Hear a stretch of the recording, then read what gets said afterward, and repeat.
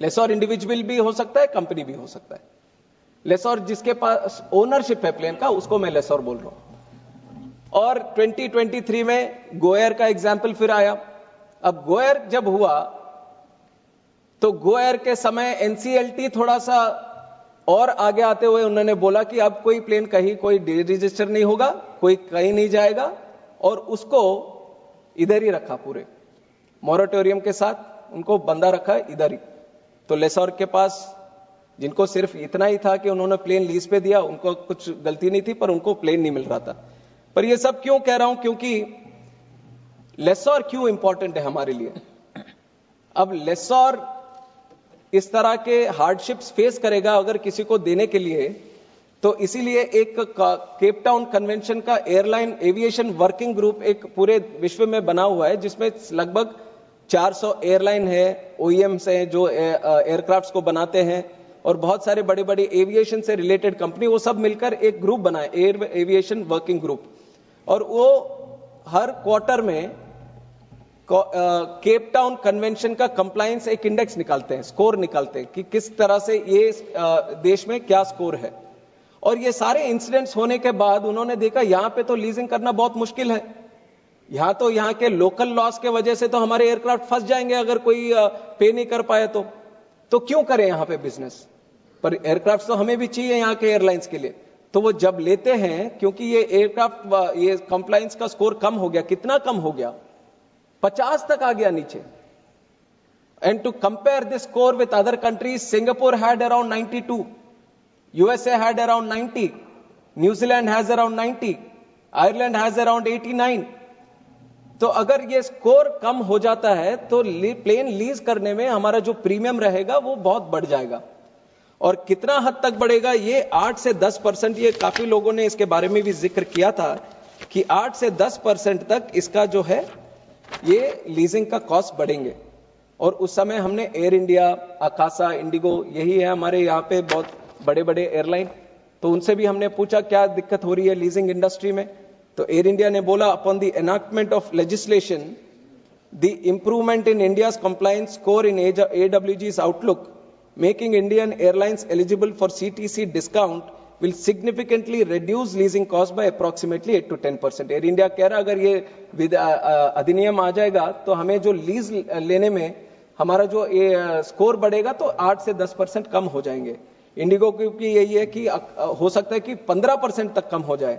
आकाशा बोलता अगर ये नहीं है तो $15,000 पर महीने हमारे लीज के रेट बढ़ जाएंगे, और ये डॉलर के हैं, $15,000 के रेट, और एडिशनल 15 करोड़ $US पर एयरक्राफ्ट उसका भी आगे देने की नौबत आएगी। तो ऐसा है कि अगर लीजिंग का स्कोर कम हो गया तो इस तरह के हालात पैदा हो जाएंगे जहां पे आपको लीजिंग करने में बहुत सारी दिक्कत होंगी।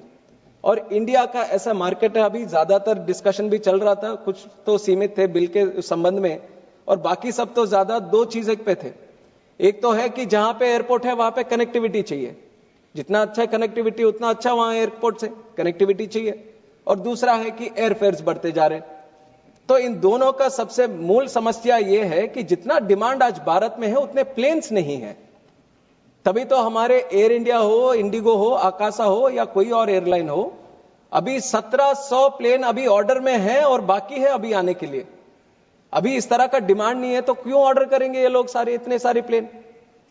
Because India has that kind of demand, they have ordered up to 1700 planes today, and the rate of which the planes are coming into the country are up to 5 to 10 only, क्योंकि Covid के बाद उसके supply chain के उसके issues हैं, तो plane बन के आने में बहुत समय लगता है। तो 1700 प्लेन्स अगर हम बोलें कि 5 से 10 हर महीने में आ रहे, तो ये 1700 कब तक आए।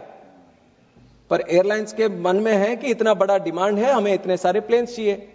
अब तुरंत अगर प्लेन्स हमें लाने पड़ेंगे तो लीजिंग ही एक मौका है कि लीजिंग कहीं किसी के पास है तो तुरंत लेके आए, और लीजिंग का प्रीमियम आप इतना बढ़ा दोगे क्योंकि यहाँ पे संविधान उसके हिसाब से। Shri PV Mithun ji.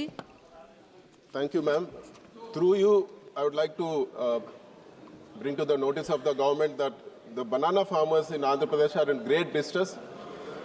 A ton of bananas which were 25,000 rupees are being sold for 50 paise occasionally. For 50 pies, you don't even get a biscuit or a matchbox. You imagine the farmers are not even getting the cost of cutting the fruit, banana. Madam, through you, I demand the government, in the previous YSRCP government, free crop insurance was being given to the farmers, input subsidy was being given, and there were a lot of trains, special trains which were put. So I demand the government, ma'am, free crop insurance should be there. I demand input subsidy. I demand more trains from Andhra Pradesh so that the banana can be transported. And immediately MSP be announced for the banana farmers. My constituency, especially Kodur area, is a hub for banana farmers. So I want a central team also to visit and see the plight of the farmers and take steps that in the future such issues don't happen. Thank you very much. माननीय सदस्य श्री अनुराग शर्मा जी।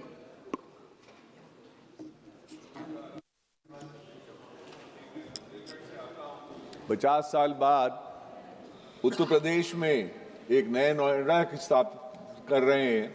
आदरणीय प्रधानमंत्री जी के निर्देशानुसार, उनके आशीर्वाद से एक नया नोएडा मेरे क्षेत्र में बीड़ा करके बनने जा रहा है, 56,000 एकड़ में। मैं आपके माध्यम से सरकार से आग्रह करना चाहता हूं कि मेरे क्षेत्र में बहुत सारे ऐसे गांव थे जिन गांव में सर्किल रेट नहीं बढ़ाया गया। अभी तक हमने 22,000 एकड़ जमीन अधिकृत कर ली है।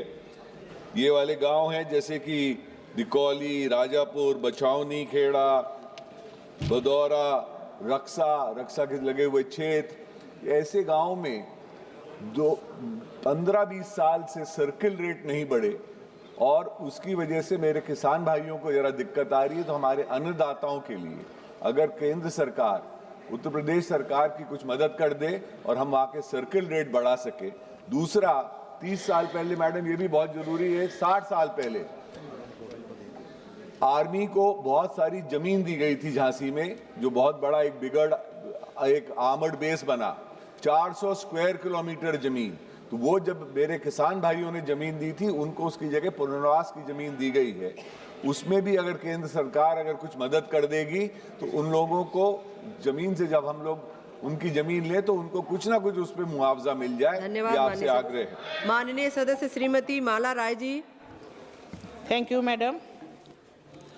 ভারতের বৃহত্তম শহর কলকাতা, এর মহানগরী, এই ব্যস্ততম মহানগরীর জন্য কলকাতাবাসীর পরিবহন স্বাচ্ছন্দ্যের কথা ভেবে দেশের প্রথম মেট্রো রেল চালু হয়েছিল 1984 সালে। লক্ষ্য ছিল দ্রুত গতিসম্পন্ন যানবাহন ব্যবস্থার মাধ্যমে শহরের জনজীবন সচল রাখা। সময়ের সঙ্গে সঙ্গে কলকাতার কলরব বৃদ্ধি পেয়েছে, বেড়েছে জনসংখ্যা। সেই তুলনায় মেট্রো রেলের উন্নয়নে কেন্দ্রীয় সরকারের অর্থ বরাদ্দ হার ক্রমশ কমিয়ে দেওয়া হয়েছে, আর তার ফলে প্রতিনিয়ত ব্যাহত হচ্ছে মেট্রোর সুষ্ঠু পরিষেবা। কর্মীর সংখ্যাও কমে যাচ্ছে। অফিস টাইমে প্রচণ্ড ভিড়ে যাত্রীদের ভোগান্তি চরমে পৌঁছে গেছে। আসলে পুরনো রেখে যান্ত্রিক গোলযোগ কারণে প্রায়শই ট্রেন বাতিল হচ্ছে। হাজার হাজার যাত্রীর চাপে দমবন্ধ পরিবেশ সৃষ্টি হচ্ছে প্ল্যাটফর্মে। যাত্রীদের নিরাপত্তা বিঘ্নিত হচ্ছে, জীবনের ঝুঁকি নিয়ে যাতায়াত করতে হচ্ছে যাত্রীদের, এবং প্রচুর দুর্ঘটনাও ঘটছে। কোনো প্ল্যাটফর্মে গ্রিন করিডোর না থাকার ফলে যাত্রীর চাপ বাড়লে লাইন পড়ে যাওয়ার আতঙ্কে ভুগছে মানুষ। রেল দপ্তর নতুন রুটে মেট্রো উদ্বোধন করলেও পুরনো রুটের প্ল্যাটফর্ম, রেল ট্র্যাকের সংস্কার, ট্র্যাক ফিটিং এবং সিগন্যাল আপগ্রেড করার কাজে গুরুত্ব না দেওয়ার ঝুঁকি ক্রমশ বেড়ে চলেছে। উদ্বিগ্ন হচ্ছে মানুষ। তাই রেল মন্ত্রককে এ ব্যাপারে যথাযথ নজর দেওয়ার অনুরোধ করছি। माननीय सदस्यगण, बहुत सारे माननीय सदस्य शून्यकाल पर अपने अपने विषयों को रखना चाहते हैं। सभी सदस्यों से आग्रह है कि वो सभी अपनी बात को 1 मिनट के भीतर रखने का प्रयास करें। माननीय सदस्य श्री बी वाई राघवेंद्र जी। बोलो। माननीय अध्यक्ष जी, आभारी हूँ आपका। अपने गन्ने जैसे वो तो रोज बोलते हैं सरकार से बात कर लेंगे, उन्हें बोलने की जरूरत क्या है? I stand here to draw the attention of this August House to the plight of our Annadatas, our farmers and the arecanut growers of Malnad and other parts of the Karnataka. Madam, our distressed farmers are facing an unprecedented crisis, and I urge the government's immediate intervention in this regard. Especially arecanut growers facing problem regarding yellow leaf diseases and leaf spot diseases due to heavy rains in continuous last 4 months, heavy rains in our constituency. So regarding this, along with this, I also wish to draw the government's attention to the critical issue, WBCIS, that means Weather-Based Crop Insurance Scheme. Regarding this, the predefined parameters to the term sheet are updated only once every 3 years of the taluk level. The core concern is the many weather stations are not functioning. That's why I request the Agriculture Ministry to intervene and ensure compensation for 24-25 is recalculated using the nearest and most climatically assured weather stations data and reinstate the daily SMS rainfall service. I urge the government to extend immediate relief and targeted measures to control the devastating yellow leaf disease and leaf spot disease. I also request the government to explore the possibility to providing an immediate special assistance package to compensate the losses and support our distressed farmers. Ma'am, we must ensure that our excellent schemes are implemented with almost attention that our distressed farmers always receive the protection and support they deserve. Thank you, ma'am. माननीय सदस्य श्री मणिकम टैगोर जी।